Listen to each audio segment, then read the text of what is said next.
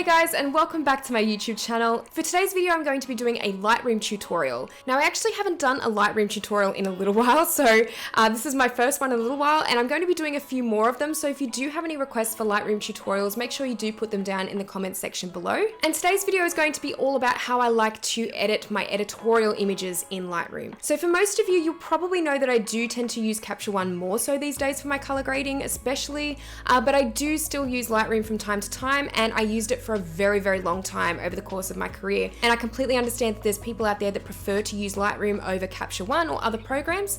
So I'm going to do more tutorials for this in future. So today we're going to go through how I like to get those editorial kind of aesthetics into my work using Lightroom, and go through a bit of a color grading process as well, and some of the tools that I like to use most in Lightroom for that. So I hope you guys really enjoy the video, and let's get straight into it. Alright guys, so now I've got my image here in Lightroom, and as you guys know, I do tend to opt for Capture One these days for color grading. However, I do still use Lightroom from time to time, and for a lot of people out there, you may prefer to use Lightroom over a program like Capture One. So I definitely feel it's still relevant for me to do quite a lot of Lightroom tutorials on my channel because I still use it, and obviously there's a lot of people that prefer to use it out there as well. So today I'm going to start with basically how I would edit an editorial image and how to kind of get the effect that I'm going for with this particular image. So today I want to talk about a few things in Lightroom that I like to do with color grading and editing my photos. That really helps me to get a little bit more of an editorial feel with my work and really enhance that kind of aspect as well with my work, because as we all know, Lightroom is great for color grading.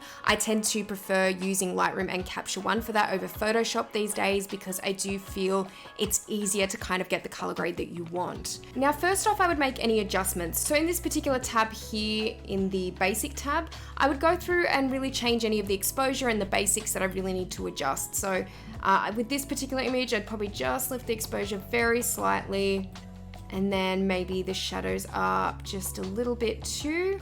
And I always like to up the clarity too in my images, just to kind of give it a little bit more sharpness and a little bit more enhancing around the edges of the image. Then after that, I would scroll down to curves. Now, curves is something that I like to use quite a lot when it comes to exposure and also adjusting color grades in Photoshop and Lightroom. But here I'm just going to adjust this line in a way that kind of gives me, I guess, a bit of a muted effect with the image. So I like to do this by creating a bit of an S curve. So I usually move the bottom one up just a little bit and the top dot just down a little bit.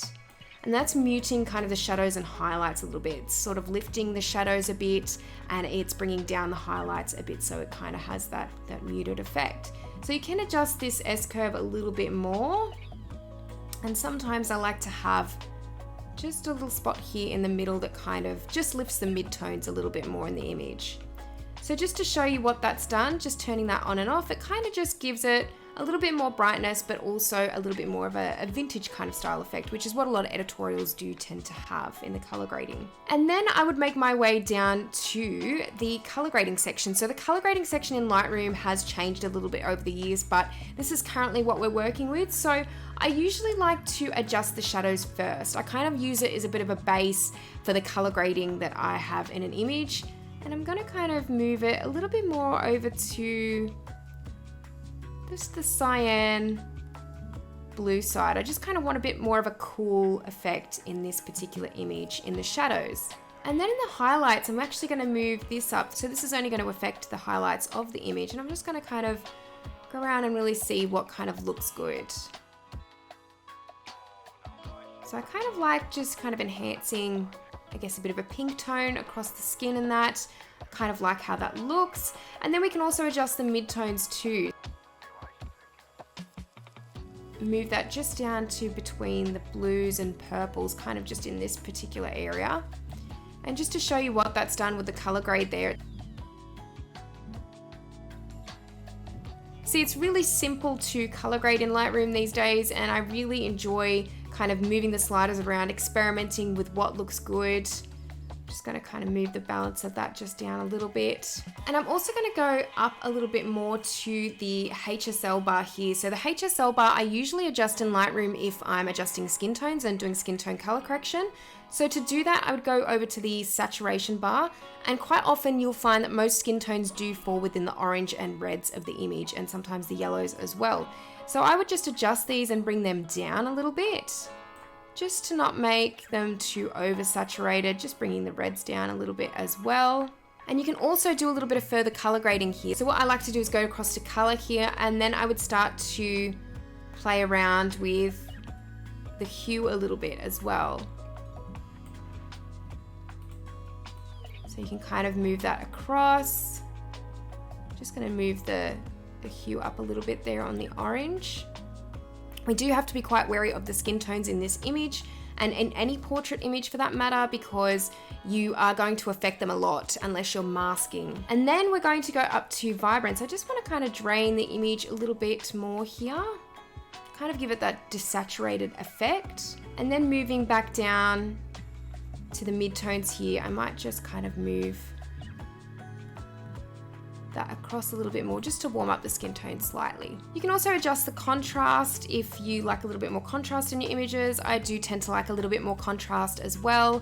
And you can do some skin retouching here as well, but I do prefer to edit and color grade my images here first and then bring the image into Photoshop for any skin retouching. And as a final thing here, I'd probably do the cropping. Sometimes I do this first, it really depends on the day, but just to kind of get it a little bit more in, just a little bit more focused.